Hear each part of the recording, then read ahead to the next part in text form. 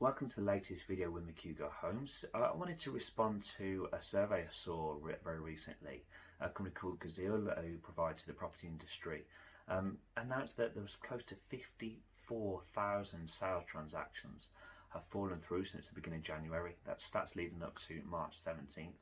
Crazy number. It's not really a number you'd think of when you go into your sale process, either buying or selling. You don't probably you worry about it, but you don't think it'll ever happen to you. A number of different reasons, and I want to look at those contributing factors now in a series of videos going forward.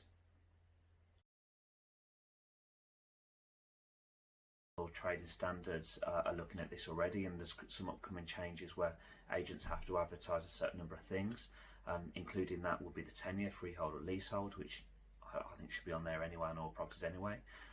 Later on, leasehold information will actually be declared more as well, because that's something that should also be provided well up front. You've also got the council tax will have to be provided, and also strangely the price is the other thing that has to be on the advertising. Sounds crazy, but you sometimes still see the POA, the price on application, which is maybe nonsense to some, and probably I would agree. It should always have the price on there as well.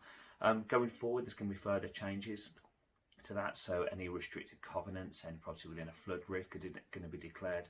That would help for mortgage lenders.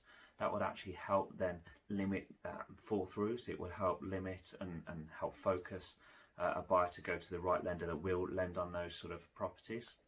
So really interesting to have as much upfront information as possible. That's an agent's responsibility as well, to make sure the owners have declared everything and there's nothing hiding there as well.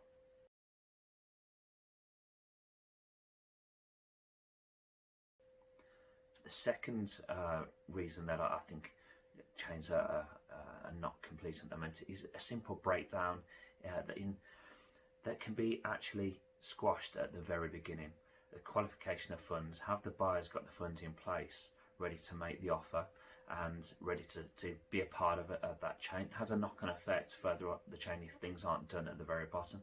I've been involved in change recently where we're talking 6-7 properties in the chain. The agents at the bottom haven't qualified the funds considerably well, in my opinion. The communication levels between the solicitors, between the agents, hasn't been all it could be. There's been some fantastic ones in that chain as well. So 2 or 3 out there, the 5 or 6 agents were fantastic in terms of communication. Really big factor in terms of keeping a chain together, keeping the intensity and managing expectations, because things can arise during a transaction.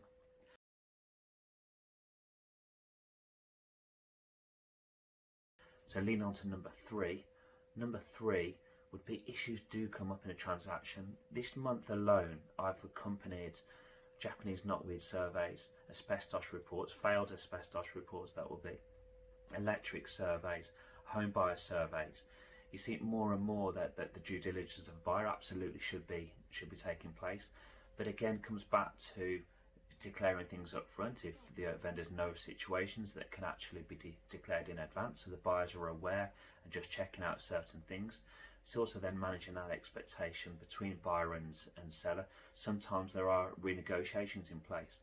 I think in this day and age at the moment where properties are selling so quickly and in some cases some really good prices, it sounds simple in how to choose an agent. Yeah, just stick it on Rightmove, Zoopla and hope for the best. Actually, there's a lot more involved than that. If you look down the line and after a successful sale, how do you cope with gazumping and these situations that arise? Are the agents experienced in dealing with such situations? It's a massive thing for me. I think this contributes to way too many sales falling through, is the actual experience of the agent not being as it should be in these situations.